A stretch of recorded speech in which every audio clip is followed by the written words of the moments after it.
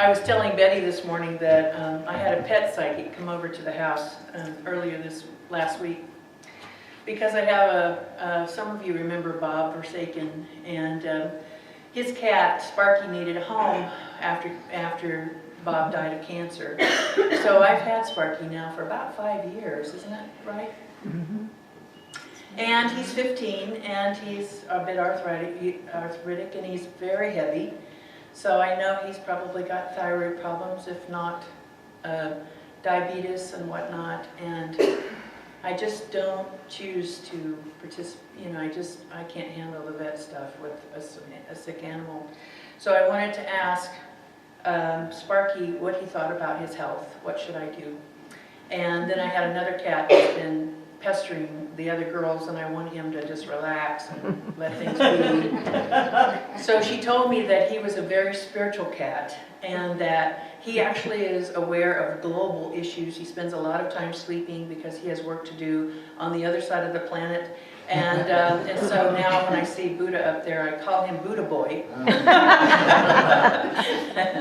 And so he reminds me, but I have to say that I was flattened. I was absolutely, completely humbled by that experience with her, because I think of them as cute little furry friends who I feed and care for, and they are masters who are taking care of me. And I thought, how arrogant, how dumb, that life continues to remind us, which is part of my message today. Spirit consistently redirects us back to where we need to go, which is to realize our true spiritual nature. So this morning my ego is bothering me a little bit, because what I want to do is I'm going to tear down a belief, and then I'm going to rebuild it. And that's been the process, my process about how do I approach gratitude. So this has been my journey this week with the idea of gratitude. So we'll begin with the tearing down process. When you normally give thanks, do you find that you give thanks for stuff, your job, your relationships, your health, your money, whatever it is? You know, I was at a Native American sweat lodge years ago, and I was deeply moved in that dark womb-like little hut thing that we were sitting in next to this very, very hot fire. There was a young man who was a recovering alcoholic and drug addict that I felt very privileged and deeply moved by listening to his prayers about the fact that he was alive, that his feet still could carry him, that his hands could still hold the people and the things that he loved and could make things that enjoyed and gave him pleasure, that his eyes could still see nature, that his ears could hear, that his mouth could taste. And it opened me up to a part of myself that was always there, but I think that as we're conditioned, as we go through life, we parrot what our parents have told us, what our churches have said. You know, how do you pray? Well, when you're a little kid, you rely on your adults to tell you how these kinds of things are done, as we learn how to be one in society. So I decided that I wondered did we actually need gratitude? And also one other thing about when we pray for things, remember that this world is form, and that we are ultimately formless. So ego shows up by saying, well, I could be happy if only I could feel better, have more money, get a different job, find the man, woman of our dreams, or whatever that is. So I took a good hard look at gratitude. Hold on a second. I'm off the chart. Ernest Holmes told us a long time ago, when he was doing his beautiful work back in the 1930s, that there was only the one mind, and that by affirming we could change our lives. But I really think that that's a little bit antiquated now, because it seems to me that many of us are awakening into this being present in the moment and coming to terms with that we are formless. Our mind, as it were, thought is a form. Thought forms. And we are moving into ourselves who are formless, basically. Thoughts are powerful, but it seems to me that when we create, we could affirm that this is what we want, but I don't know about you, but my life has not, yes, I do. I met someone yesterday who's known me for many years, and she said, you are very special. Things just happen for you. And it's very true. And I've been ungrateful enough to really just chalk it up for the moment. I expect it, but I don't think of it in terms of, my ego says, well, yeah, but you didn't get what you wanted. There's that part of thought form that tortures and consistently, drains us with this negative, incessant kind of thinking. Because now it's become clear to me that Spirit consistently says the form is never going to make you happy. You're never going to feel completely whole with a relationship or a perfect job, because those things fall apart, don't they? The car breaks down, the house burns down, or you sell it, or you have a toilet problem, or whatever the issue is. And we get old, we retire, the food that we love, our taste buds change, we don't like it anymore. It's in the moment we can enjoy whatever that is, and guaranteed that the next moment's going to look different. Our desires are going to be different, we're going to want different things. I used to, when I was a kid, you wore those skin-tight blue jeans. How in the world? And I saw a girl going into the bank yesterday with this big, giant rip in the front of her, so most of her leg was showing, and her backside was skin tight. And I just I'm a little old lady now. I'm wearing the no binding elastic waist thing that doesn't go. And I am comfortable. Comfort is it. There was a years ago about I wasn't built for speed. I was built for comfort. So God bless any of you young ones who need that experience wearing those tight hot jeans and looking good, because one of these days you won't want to do anything. I mean, even if they're a size too large, they're probably too tight. So even those things change consistently all the time. Those things are breaking down, they're going away, they're vanishing, they're whatever. We can move back to knowing that we come from formless. And recently, this last year, I have been immersed in Eckhart Tolle's work. And I think it's been the most transformative year of my life. And one of the questions he asked is, are you a seeker or a finder?